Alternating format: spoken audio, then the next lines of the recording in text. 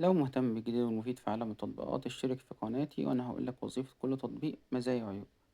يوفا تطبيق للتعارف والمواعدة، تطبيق محمله مليون مستخدم. تطبيق بلس 18 تقدر عن طريق التطبيق ده بعد ما تخش بيديك مسات أو كوينز عشان تقدر تخش وتتعرف على البنات. طبعا بتجيلك رسالة إن في واحدة عايزة تكلمك أول ما بتخش مباشرة بعد ما بتسجل دخول.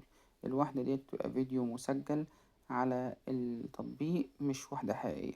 لكن المصيبة السوداء إن أنت لما بتخش على التطبيق فأنت بتفتح كاميرا لأن هو بيقولك فيديو صوت وصورة، وهو مشغل لك على الفيديو وانت بتتفرج عليه اللي هو فيديو البنت اللي بتكلمك وخلاص. وطبعا بيكلمك كلمتين مسجلين محفوظين، بيكلمهم ليك ولغيرك. لو دخلت بإيميل تاني وبرقم تاني أو من تليفون تاني هتقولك نفس الكلمتين بنفس الطريقة عشان تتأكد إن هما فيديو مسجل، مش حد حبك انت فكلمك. بس المصيبة السوداء بقى اللي هتقابلك يا معلم ان انت بتفتح الكاميرا بتاعتك، طبعا بقى فاتح الكاميرا قاعد عريان عامل مسوي، كل ده متسجل على التطبيق وبيتم تهديدك بيه في وقت بعد كده. طبعا أول ما بتتكلم ما بتكملش 5 ثواني 10 ثواني وبيقولك عايز تكمل المكالمة ادفع واشترك بالمسات أو ادفع اشتراك. والحاجة الأكبر إن أنت هتقابلها في التطبيق دوت إن أنت حتى بعد ما تشترك بالمسات فأنت تاخد الفلوس بتاعتك، لكن ما بيفتحلكش لا بث مباشر ولا بيفتحلك أي مكالمات فيديو، ولا حتى البنت اللي أنت كنت بتكلمها قبل كده اللي هي ملهاش غير فيديو واحد ثابت على التطبيق.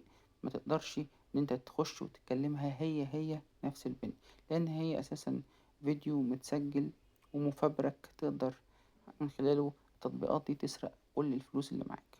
وطبعا المصيبة الأكبر إن في واحد بقى بيكلم واحدة يلاقيها عريانة أو لابسة أو قلعة أيا كان، فبيبقى قالح والتاني هدومه وقاعد براحته بيتكلم يعني كلام أقذر ما يكون. طبعا بعد كده بتتهدد يا معلم بالفيديوهات ديت إن هي تتبعت ليك، لأن أنت لما بتخش على التطبيق تديهم صلاحيات الدخول على جهات الاتصال بتاعتك، بيبقى الموضوع كده وسع منك على الآخر. أي حد بقى ممكن ياخد الفيديو دوت ويبعته لأي حد من جهات اتصالك عشان يشوفوا الشخص المحترم بقى شخص هزؤ ازاي وبيحصل له ايه وبيعمل ايه في فيديوهات التعارف اللي موجودة على الانترنت.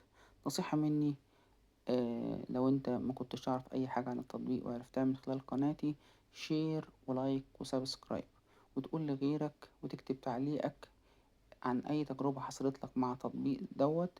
انا هثبت لك التعليق بتاعك تحت التطبيق عشان تقدر ان انت تفيد غيرك بالتجربة بتاعتك الشخصية. التطبيقات دي كلها سرقة بيانات، يعني اي وقت هتلاقي نفسك تطبيق شغال عندك وفي اي حاجة لازم بيسرقوا بياناتك، بيصوروك بيبتزوك بياخدوا فلوسك. شير ولايك وسبسكرايب للقناة واستناني تاني تطبيق جديد عشان اقولك الجديد والمفيد في عالم التطبيقات.